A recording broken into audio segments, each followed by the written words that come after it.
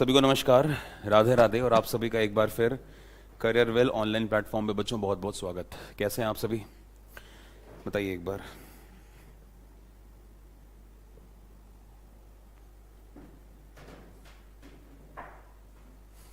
नीरज, महक, शिवांश, सूरज, जय किशन, राहुल, अमन, ओके, जीत, शिवांश, एकदम बढ़िया बेटा। हम एकदम ठीक है, आप लोग बताओ, पढ़ाई वगैरह चल रही है? हैं, सुबह तो फिजिक्स में आप लोगों ने बुरा हाल कर दिया था, गलत गलत टाइम की यूनिट मीटर पर सेकंड। हैं, तो उम्मीद करता हूँ बायो में ऐसा हाल नहीं होगा, है ना। बायो में तो कुछ खास यूनिट होती नहीं है।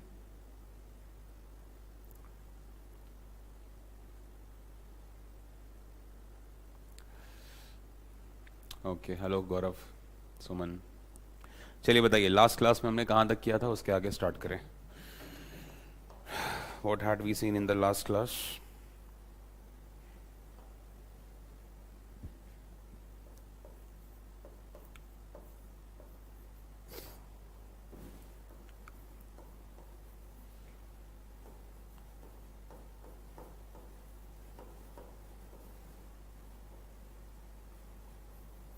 बारह है ना आज, 12 जून।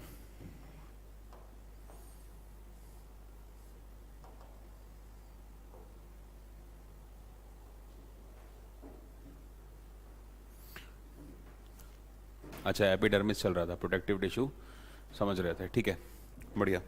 तो यहीं डालेंगे प्रोटेक्टिव टिश्यूज।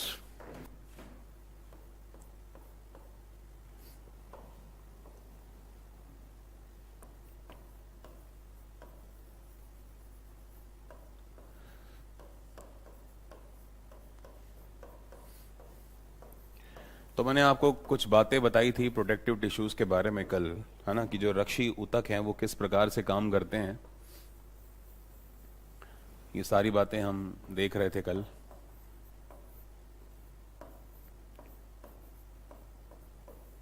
है ना। रक्षी ऊतक के ऊपर बात चल रही थी कल। फिजिक्स बहुत कठिन है ऐसा कुछ नहीं है, फिजिक्स काफ़ी आसान है।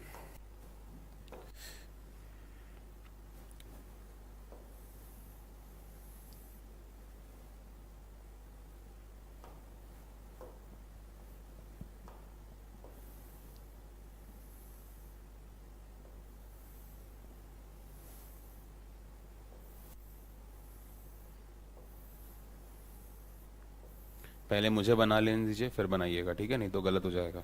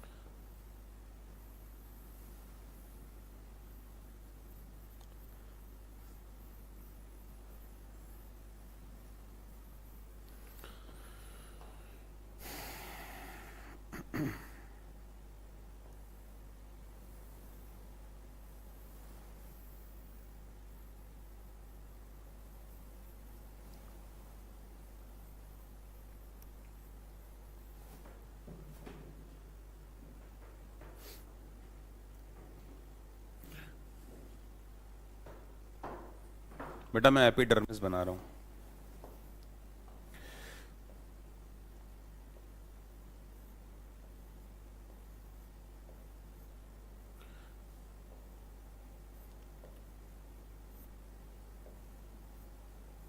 इसी एपिडर्मिस के नीचे पैरेन्काइमा, स्क्लेरेन्काइमा, कोलेन्काइमा, ये सारे के सारे आपको मिलेंगे।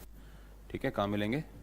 इसी एपिडर्मिस के नीचे। तो ये एपिडर्मिस जो है ना, ये एक लेयर है जो पौधों के हर एक भाग को, चाहे वो भाग हवा में हो, जमीन के नीचे धंसा हो, चाहे जड़ें हो, कोई भी भाग हो, वो उसकी क्या होती है, उसकी सुरक्षा करी जाती है। किसके द्वारा? एपिडर्मिस के द्वारा, है ना।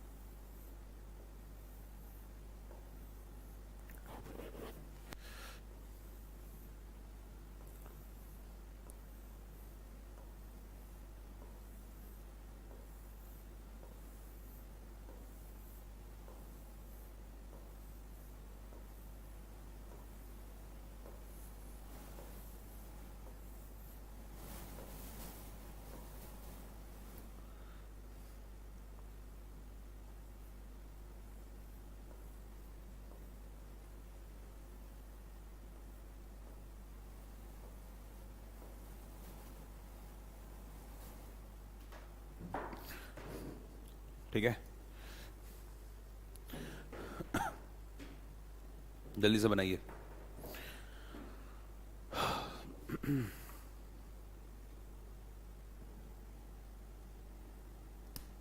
Make it fast.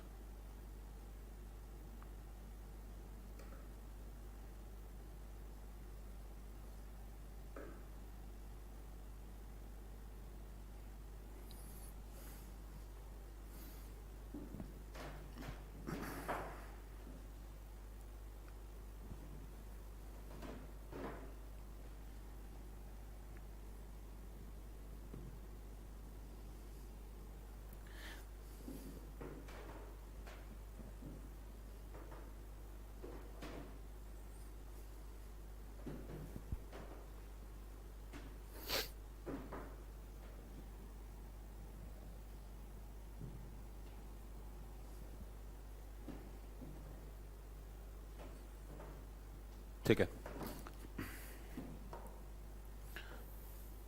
देखो बच्चों, तो रक्षी ऊतक आप जानते हैं दो प्रकार के होते हैं, है ना।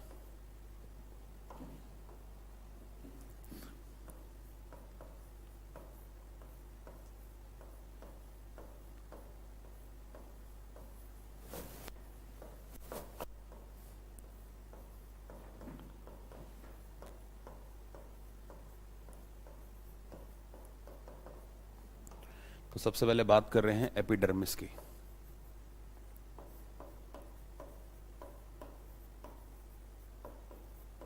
एक तो है एपिडर्मिस और दूसरा है कॉर्क, आपको पता है ना। ये दो होते हैं, एपिडर्मिस और कॉर्क, ये दो होते हैं, आपको पता है ये चीज़। तो सबसे पहले हम जो बातें लिखेंगे, कल मैंने आपको समझा तो दिया था, आज हम उसको लिख रहे हैं रिटन फॉर्म में। तो एपिडर्मिस के बारे में आज हम डिटेल में बात करने वाले हैं, ठीक है।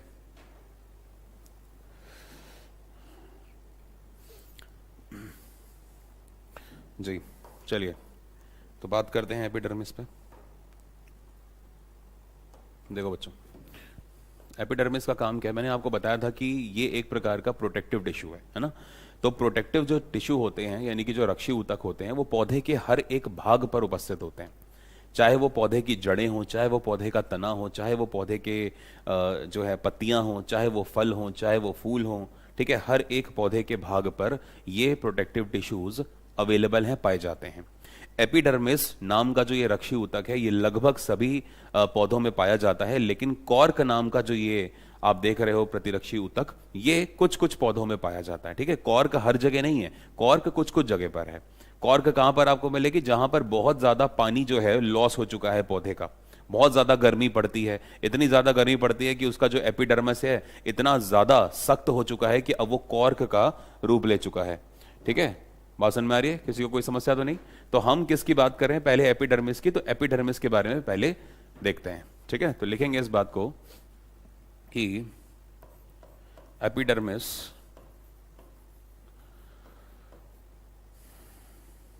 एपिडर्मिस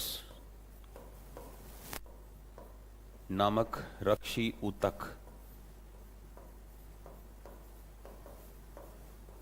ठीक है, नामक रक्षी ऊतक पादप के, पादप यानी कि पौधे के, पादप के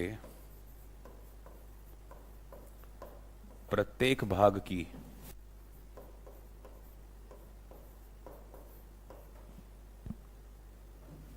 प्रत्येक भाग की रक्षा करता है। ठीक है, प्रत्येक भाग की रक्षा करता है। अगला पॉइंट क्या होगा? अगर भाई प्रत्येक भाग की रक्षा करता है तो भाग कौन कौन से? उदाहरण के तौर पे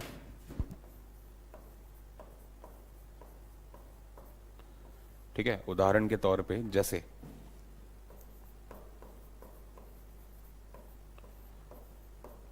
पौधे की जड़ यानी कि रूट, तना यानी कि स्टेम,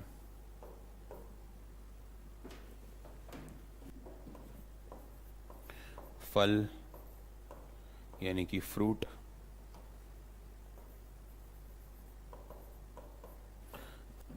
फ्लावर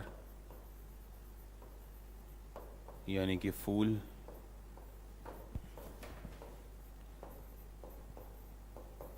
पत्तियां यानी कि लीव्स आदि।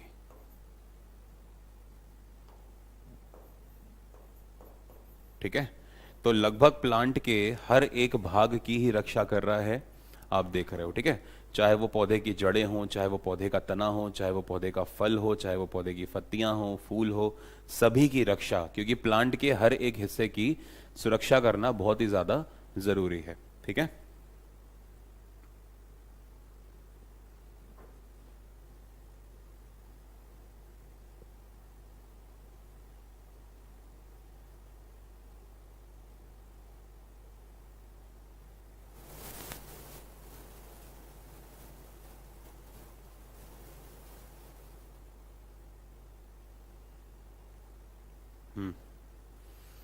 नोट हो गया?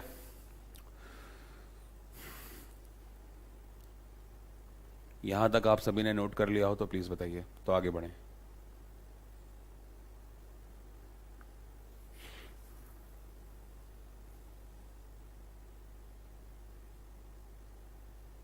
एक बार यस कर दो बच्चों।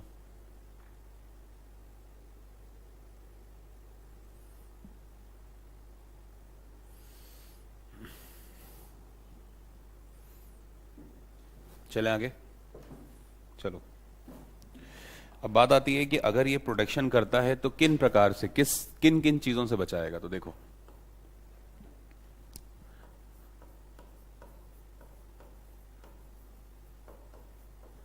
एपिडर्मिस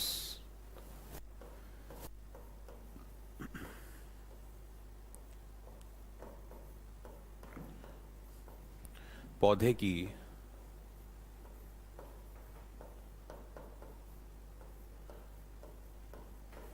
निम्न प्रकार से सुरक्षा कर रहा है।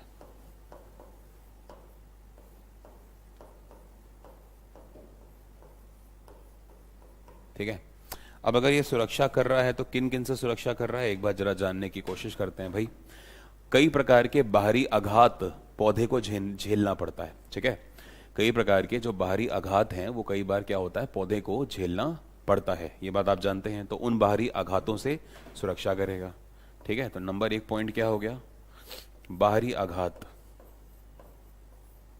ठीक है, एक्सटर्नल इन्वेजन्स कहा जाता है इंग्लिश में। तो जो बाहरी आघात हैं, आघातों से सुरक्षा। ठीक है, तो बाहरी आघातों से जो सुरक्षा है कौन बचा रहा है भाई, यही बता रहा है। ठीक है, इस बात को ध्यान रखें। इसके अलावा क्या होगा, आपको पता है कि पौधे को कई प्रकार के तापमान को झेलना पड़ता है। कभी सर्दियां हैं तो पौधे को झेलनी है, कभी गर्मियां हैं तो पौधा 24 घंटे बाहर है, उसको गर्मियां भी झेलनी है, कभी एकदम से बारिश हो गई तो पौधे को पानी भी झेलना पड़ेगा, एक्सेस अमाउंट ऑफ वाटर झेलना पड़ेगा, है ना। तो मतलब आप ये समझिए कि पौधे को विभिन्न प्रकार की जो तापमान की परिस्थितियां हैं उनको भी झेलना है। तो उनमें उस परिस्थिति को झेलने में कौन सहायता करता है, एपिडर्मिस सहायता करता है, किसकी, इसकी। ठीक है, इस बात को ध्यान रखो। अब मान के चलो एकदम से जोर से आंधी चली, अब आंधी चली तो आपने देखा है कि कई बार कुछ जो फल हैं वो टूट जाते हैं, लेकिन कई बार ऐसा भी तो होता है कि बहुत सारे फल नहीं टूटते आंधी चलने के बाद भी। तो नहीं टूट रहे हैं तो वो क्यों नहीं टूट रहे हैं, क्योंकि एपिडर्मिस ने इतना ज्यादा हार्ड स्ट्रक्चर बना रखा है कि नहीं टूटने दिया। लेकिन कुछ जो बेचारे कमजोर थे टूट गए, है ना, जो ज्यादा भारी थे टूट गए। समझ रहे हैं। कई बार क्या होता है, आंधी चलती है तो पेड़ पौधों की जो पत्तियां हैं वो टूट जाती हैं, है ना, पेड़ पौधों की पत्तियां टूट जाती हैं। लेकिन कई पत्तियां ऐसे भी होती हैं जो आंधी आके निकल गई लेकिन पत्तियां नहीं टूटी। क्यों नहीं टूटी, एपिडर्मिस की वजह से। ठीक है, इस बात को समझिए। कई बार क्या होता है, बहुत सारे पेड़ जो होते हैं वो उखड़ के गिर जाते हैं आंधी के समय पे, लेकिन कई बार कुछ ऐसे भी हैं जो नहीं गिरते। क्यों नहीं गिरे, एपिडर्मिस की वजह से। समझ रहे हैं। तो जिनका एपिडर्मिस कमजोर है वो तो टूट जाएगा, लेकिन जिनका एपिडर्मिस स्ट्रांग है वो नहीं टूटेगा। बात समझ में आ रही है। तो बाहरी आघातों से सुरक्षा। ठीक है, दूसरी बात,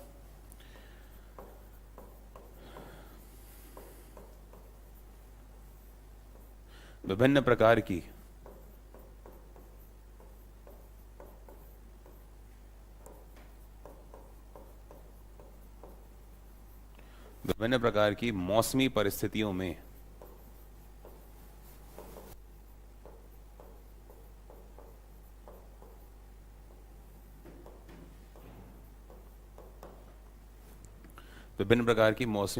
में ठीक है,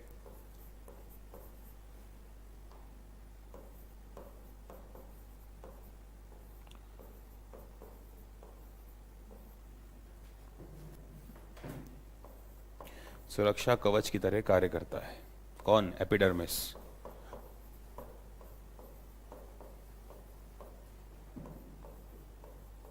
ठीक है, तो ये जितने भी हैं तो उसमें एज अ सुरक्षा कवच क्या कर रहा है, ये सहायता कर रहा है। इसके अलावा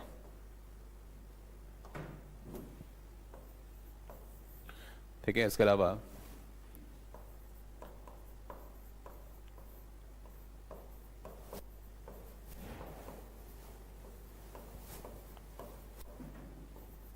बाहरी तापमान से बचाए रखता है। ठीक है, मान के चलो बहुत ज्यादा टेम्परेचर हो गया, अब इतना ज्यादा टेम्परेचर हो गया कि भाई साहब पता लगा पौधा जो है वो सर्वाइव ही नहीं कर पा रहा उस टेम्परेचर में, तो दिक्कत हो जाएगी। ठीक है, चौथा,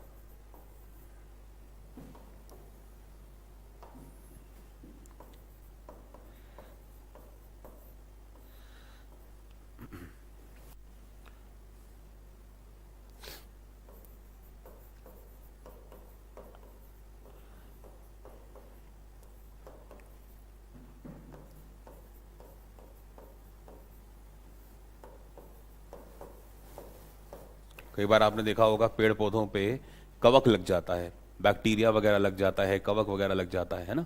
इस चीज को आपने देखा होगा। कई बार आपने देखा होगा पेड़ पौधों की जो पत्तियां हैं वो हरे की जगह कुछ कुछ हिस्सों पर बच्चों पीली हो जाती हैं, येलो हो जाती हैं। तो वो येलो होना क्या है, येलो होना रोग है। पत्ती में रोग हो गया तो विशेष प्रकार के जो पैथोजन है, कुछ जो बाहरी पैथोजन है, पैथोजन का मतलब जो हमारे शरीर की चीज नहीं है उसको हम पैथोजन कहते हैं। जैसे वो कोई बैक्टीरिया, कोई वायरस, वो हमारे शरीर का नहीं है, लेकिन अगर हमारे शरीर में आ जाए तो पैथोजन है। हमारा शरीर उसको मारने की कोशिश करता है, उसको बाहर निकालने की कोशिश करता है। आप देखो कई बार आप झाड़ू लगाओ, मान के चलो घर में आप झाड़ू लगाना, कभी बहुत मिट्टी हो गए या कभी डस्टिंग करते हो तो आप देखो एकदम से आपको छींक आती है। कभी आप नोटिस करना, कभी अगर आप मिट्टी वगैरह में चले जाओगे, जब झाड़ फूक वगैरह करते हो घर की, तो छींक आती है आपको। पता है क्यों? क्योंकि जब आप वो झाड़ फूक करते हो तो उसमें कई प्रकार के छोटे छोटे जो माइक्रो पैथोजन्स होते हैं, है ना, जो बहुत बैक्टीरिया छोटे छोटे, है ना, कई प्रकार के उसके अंदर माइक्रोब्स होते हैं, वो आपके शरीर में आ जाते हैं। क्योंकि भाई आपने झाड़ू मारा, हवा के कांटेक्ट से वो आपके शरीर के अंदर है। अब आपके शरीर को पता है कि भाई ये सारे के सारे हमारे एलिमेंट नहीं है, ये सारे एलिमेंट हमारे शरीर के नहीं है, तो तुरंत आपको बॉडी, ब्रेन तुरंत सिग्नल देता है कि छींको, ठीक है, तुरंत क्या होता है, तुरंत छींकने का एक्शन होता है। और वही जो याद करो आपको पढ़ाया था, जो फ्लैजेला और सीलिया आपको पढ़ाए थे, ठीक है, तो वो जिस तरह से बलगम वापस आती है, बाहर आती है आपके श्वसनांगों से, यानी कि आपके फेफड़ों से, ऐसे ही छींक भी उल्टा निकलती है। आप देखो तो उसमें भी वो कई प्रकार के कोशिकांग जो है वो सहायता करते हैं। तो आप तुरंत छींक देते हो कि वो सारे के सारे जो माइक्रोब्स है ना, जो जीवाणु विषाणु जो भी थे वो आपके अंदर गए, वो तुरंत बाहर निकल गए आपके छींकने से। समझ रहे हैं? तो ये एंटीजन होते हैं सारे के सारे, जो हमारे शरीर का नहीं है वो एंटीजन है। वो कुछ केमिकल पॉइजन, वो कुछ भी हो सकता है, बैक्टीरिया वायरस। तो ऐसे ही बाहरी जो जीवाणु या फंगस कवक है से सहायता करता है, ठीक है, कवक से सहायता करता है। ठीक है, नोट हो जाएगा, सभी कर लेंगे।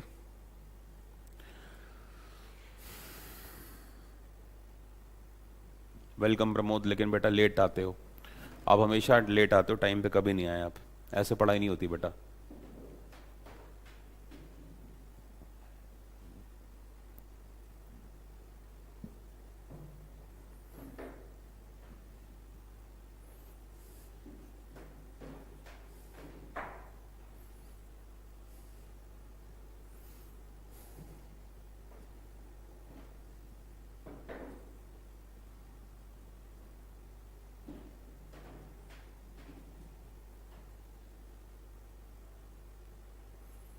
नोट हो जाए तो बता दीजिएगा, कोई डाउट हो तो प्लीज पूछ लीजिएगा।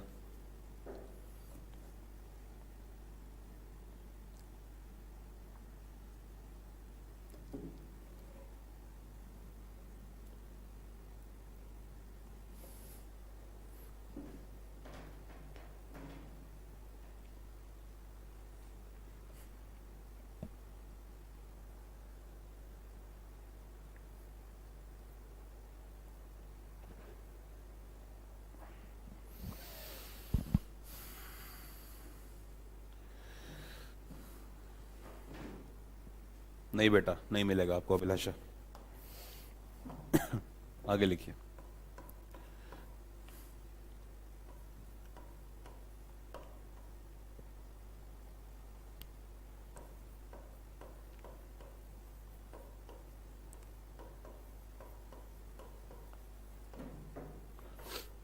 पेड़ पौधों के प्रत्येक भाग पर, पेड़ पौधों के प्रत्येक भाग पर एपिडर्मिस, एपिडर्मिस की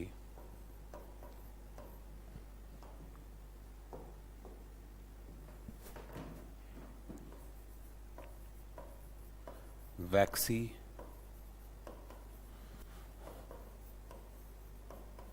वाटर रेसिस्टेंट लेयर, मतलब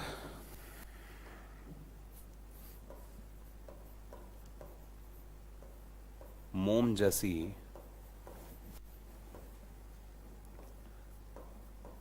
जल प्रतिरोधी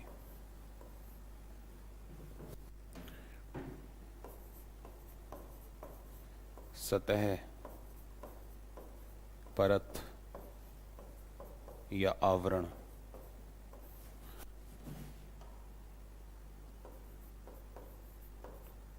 पाया जाता है। ठीक है, विशेषकर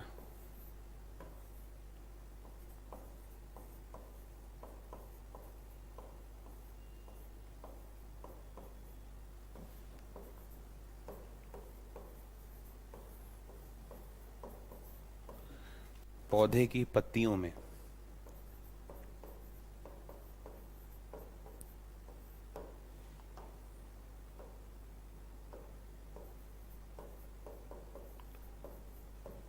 यह परत पाई जाती है। यह परत कौन सी? यही मोम जैसी जल रोधी परत। कल आपको बताया था ना कि मोम जैसी जो लेयर है वो पाई जाती है जिससे पानी बाहर नहीं निकलता, है ना, पानी को रोक देती है। कल मैंने आपको ये चीज पढ़ाई थी, कल मैंने आपको ये बात बताई थी कि बेटा ये जो होती है लेयर, ये क्या करती है, ये लेयर जो होती है ये मोम जैसी लेयर है। कल आपको बताया था ना कि जो पानी है अगर वो नॉर्मल कागज के टुकड़े पे डालोगे तो कागज का टुकड़ा भीग जाएगा, लेकिन अगर उसी कागज के ऊपर अगर आप क्या करेंगे, मोम को रगड़ देंगे, उसके बाद अगर आप पानी की बूंदे छिड़केंगे तो फिर वो कागज नहीं पिघलेगा। क्यों? क्योंकि मोम रोधी जल प्रतिरोधी, मतलब मोम जैसी जल प्रतिरोधी लेयर आपने बना दी। समझ रहे हैं आप? ज्योतिष बेटा आप टाइम पे नहीं आते हो, पहली बात। दूसरी बात, ज्योतिष आप एक रेगुलर स्टूडेंट नहीं हैं, ठीक है। तीसरी बात, आपको ये नहीं पता कि क्लासेस कैसे चलती हैं, ठीक है। चौथी बात, आपको ये भी नहीं पता कि जो पीडीएफ होती हैं वो रेगुलर बेसिस पे प्रोवाइड करा दी जाती हैं। जब मुझे टेक्निकल स्टाफ पीडीएफ्स दे देता है मैं आपको शेयर करा देता हूं एप्लीकेशन पे भी, और टेलीग्राम पे तो रोज ही आ जाती है। पिछले 2 दिन से टेक्निकल टीम ने मुझे टाइम पर पीडीएफ्स नहीं दी हैं, इसलिए वो नहीं पहुंच पाई, ठीक है। और एक एक जो यहाँ पर आपको लाइव क्लास में, ठीक है, नोट्स बनवाए जाते हैं, वो हर एक पीडीएफ आपको टेलीग्राम पे और एप्लीकेशन पे दे दी जाती है, ठीक है। टेलीग्राम है साइंस बाय केतन सर, और एप्लीकेशन आप सभी को पता है करियर विल ऑनलाइन स्कूल, ठीक है। अब इससे ज्यादा मेरे से कुछ ना पूछें, ठीक है। टाइम पे आया करें और क्लास को प्रॉपर अटेंड किया करें, ठीक है ज्योतिष। विशेषकर पौधों की पत्तियों में यह परत पाई जाती है, ठीक है। अब पत्तियों में क्यों पाई जाती है? क्योंकि जो प्लांट में जो पानी है वो निकलने का जो रास्ता है वो कहाँ है? ना तो तने से पानी निकलता है, ना तो जड़ों से पानी निकलता है, ठीक है। ना ही फल से पानी निकलता है और ना ही फूल से पानी निकलता है। पानी निकलने की प्रक्रिया कहाँ से? याद है, बताया था मैंने, पत्तियों से। और पत्तियों से भी कैसे निकल रहा है? कल फिगर बनाया था, याद करो, स्टोमेटा, है ना। स्टोमेटा बनाए थे मैंने, छोटे छोटे गार्ड सेल बनाई थी, 2 राजमा जैसी अगल बगल, है ना। कल मैंने इस तरह का एक फिगर बनाया होगा अगर आपको याद हो तो, ठीक है। कल मैंने इस तरह का एक फिगर बनाया था अगर आपको थोड़ा सा याद हो तो ये जो आप देख रहे हो, ये अंदर वाला ये स्टोमेटा है, और ये दोनों गार्ड सेल हैं। ये दोनों क्या हैं? ये दोनों आपकी गार्ड सेल हैं। तो ये जो स्टोमेटा हैं, ये छोटे छोटे जो पोर लाइक स्ट्रक्चर हैं, ये पाए जाते हैं, छिद्रनुमा आकृतियां ये पत्तियों पर पाई जाती हैं, जिनसे वाष्पोत्सर्जन की प्रक्रिया तथा गैसों का आदान प्रदान होता है। CO2 को एक्सेप्ट करना और ऑक्सीजन को बाहर निकलना, ये कल मैंने आपको पूरा कंसेप्ट सिखाया है, ठीक है। तो लिखें इस बात को।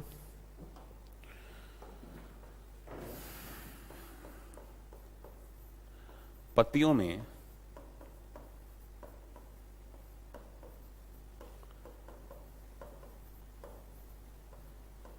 में कुछ विशेष प्रकार के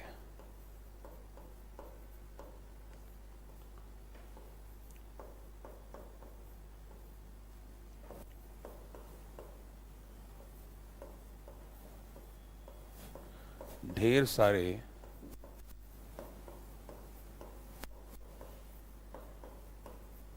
छोटे छोटे छिद्र, ढेर सारे छोटे छोटे छिद्र पाए जाते हैं,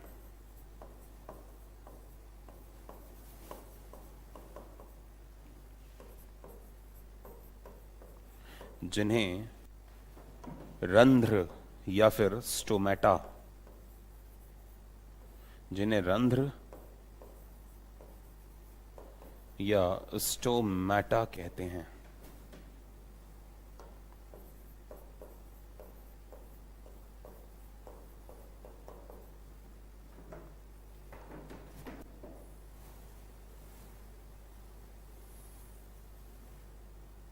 ठीक है।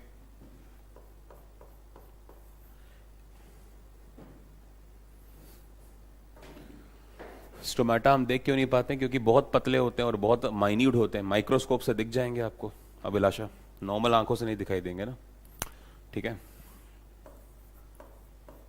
ये रंध्र यानी कि ये स्टोमेटा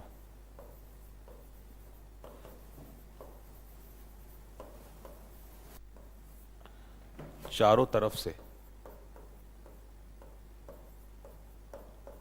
ये स्टोमेटा चारों तरफ से रक्षी कोशिकाओं, रक्षी कोशिकाओं का मतलब गार्ड सेल,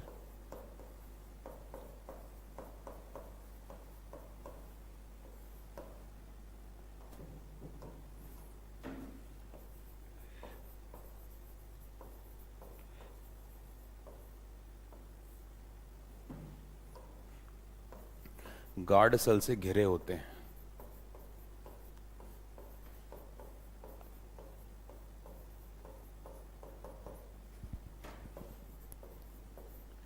यही गार्ड सेल्स यानी कि यही रक्षी कोशिकाएं समय समय पर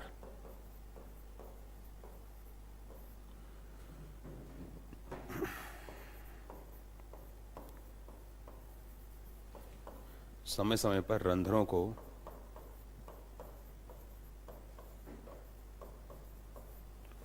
खोलती व बंद करती रहती हैं।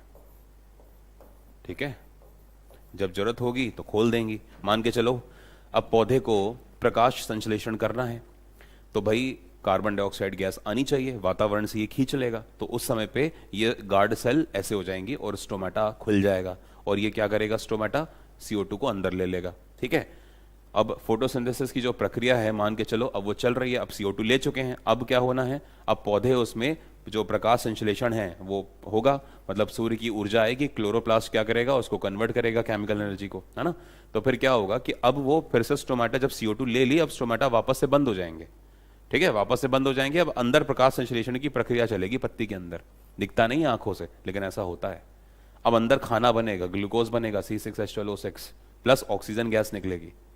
अब जब ऑक्सीजन गैस एक्स्ट्रा हो गई पत्ती के अंदर तो अब क्या करेगा, फिर से ये गार्ड सेल स्टोमेटा को ओपन करेंगे, रंध्रों को खोलेंगे और वो ऑक्सीजन फिर से बाहर निकाल देंगे वातावरण के अंदर, और ये वही ऑक्सीजन है जो आप प्रयोग करते हैं। कई बार ऐसा होता है कि पौधों के अंदर, पत्तियों में या पेड़ के अंदर कहीं पर भी पानी बहुत ज्यादा हो जाता है, तो ये पानी जो है ये जाइलम पत्तियों तक ले आता है, और अगर पत्तियों में बहुत ज्यादा पानी है तो ये पत्तियां क्या करती हैं, ये अपना फिर से रंध्र को खोलती हैं, गार्ड सेल रंध्र को खोलेंगी, स्टोमेटा को खोलेंगी, एक्सेस पानी बाहर निकाल देंगी, और वही एक्सेस पानी आप ओस के रूप में देखते हो।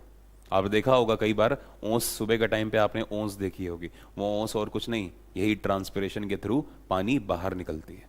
ठीक है, मैं बारिश के पानी की बात नहीं कर रहा जो पत्तियों के ऊपर डल गया, मैं उसकी बात नहीं कर रहा, मैं ओस की बात कर रहा हूं, तो वो वही होती है ओस, और कुछ नहीं होता। ठीक है, वो बंद करती रहती हैं। ठीक है,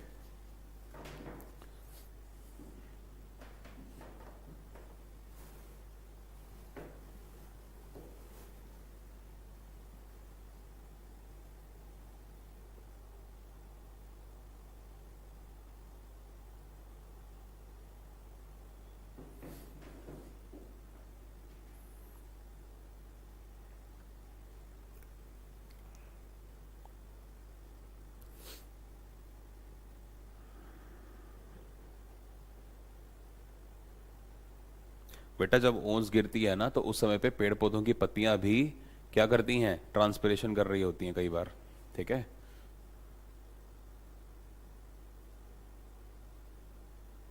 कभी नॉर्मल देखना सुबह के टाइम पे पेड़ पौधों की पत्तों को छूना, आपको हल्के हल्के गीले दिखेंगे, नॉर्मल कभी छूना। ठीक है, तो पेड़ पौधों के पत्ते आपको गीले दिखेंगे सर्दियों के मौसम में खासकर, देखना कभी। ठीक है, सर्दियों के मौसम में पेड़ पौधे जो होती हैं, पेड़ पौधों की पत्तियां वो आपको हल्की गीली दिखाई देंगी, क्यों, क्योंकि पानी को निकाल देती हैं। ठीक है, गर्मियों के दिनों में नहीं, सर्दियों के दिनों में। ठीक है,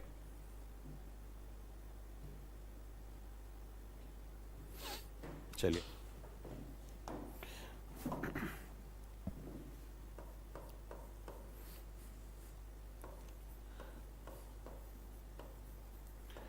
ये स्टोमेटा यानी कि रंध्र, हाइपोथैलेमस ग्लैंड नहीं है वो। ठीक है,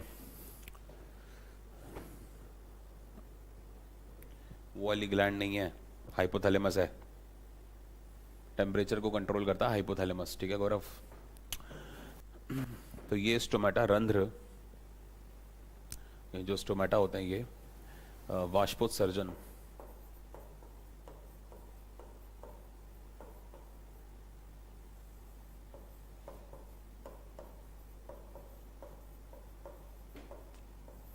प्रक्रिया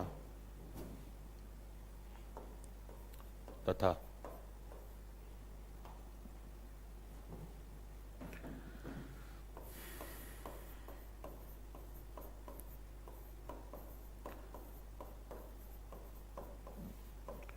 गैसों के आदान प्रदान।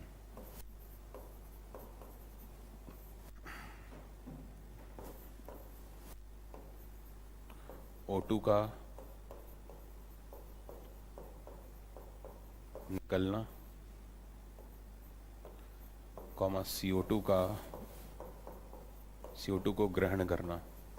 तो ये आदान प्रदान ही तो हो रहा, और क्या हो रहा है ना? आदान यानी कि लेना, तो CO2 का आदान किया और प्रदान क्या करी? Oxygen gas. ठीक है, तो गैसों के आदान प्रदान के लिए उत्तरदायी है।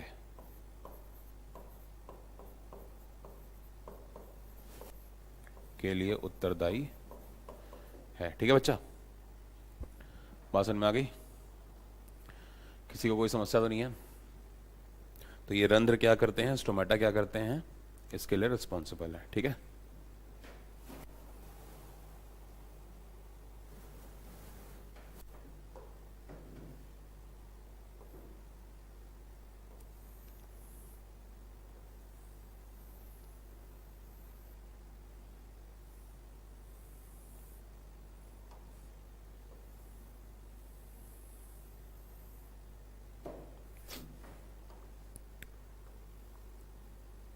यार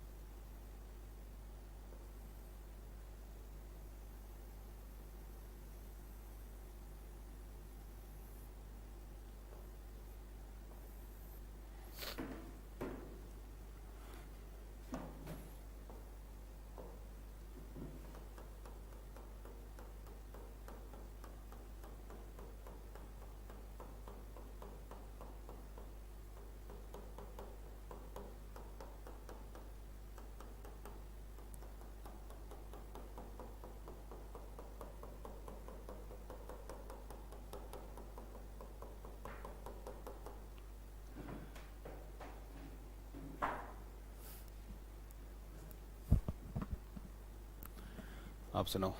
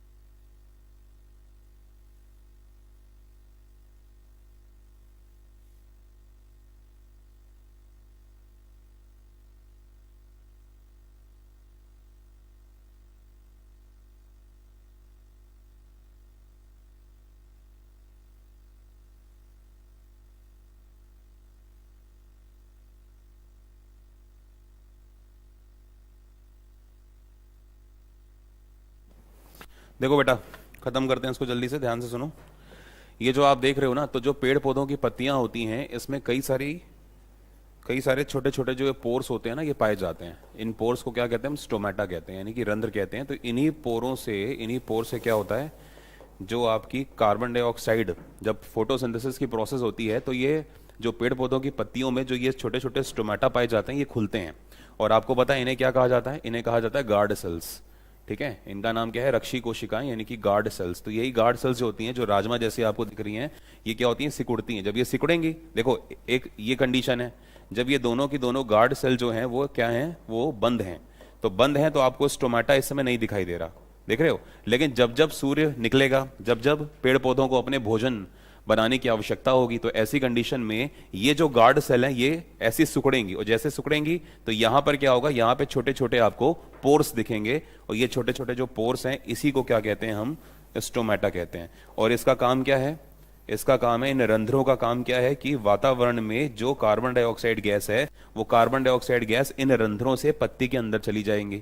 ठीक है, तो जैसे ही पत्तियों के अंदर CO2 जाएगी, और जब पेड़ पौधों को, ठीक है, पर्याप्त CO2 मिल चुकी होगी कि वो प्रकाश संश्लेषण की अभिक्रिया संपूर्ण कर सकें या पूर्ण कर सकें, ऐसी कंडीशन में फिर से ये गार्ड सेल क्या हो जाएंगी? बंद हो जाएंगी। अब क्या है, आपको पता है कि पेड़ पौधों की पत्तियों के अंदर जो सिक्के नुमा संरचनाएं पाई जाती थी, जिनको हम ग्रेना कहते थे, जहां पर क्लोरोप्लास्ट प्रेजेंट है, हरित लवक प्रेजेंट है, वहां पर क्या होगा? वहां पर प्रकाश संश्लेषण की अभिक्रिया से पेड़ पौधे ग्लूकोज यानी कि C6H12O6 और साथ के साथ में ऑक्सीजन गैस का निर्माण करेंगे। ठीक है, जो ग्लूकोज है वो तो पेड़ पौधों का खाना बन गया, और वो जो ग्लूकोज है वो क्या होगा? पेड़ पौधों के हर एक हिस्से तक, चाहे वो जड़ हो, चाहे वो तना हो, चाहे वो फल हो, चाहे वो फूल हो, चाहे वो पत्ती हो, चाहे वो कलिकाएं हो, बड्स वगैरह जिनको आप कहते हो, हर एक हिस्से तक वो जो ग्लूकोज है वो पहुंच जाएगा।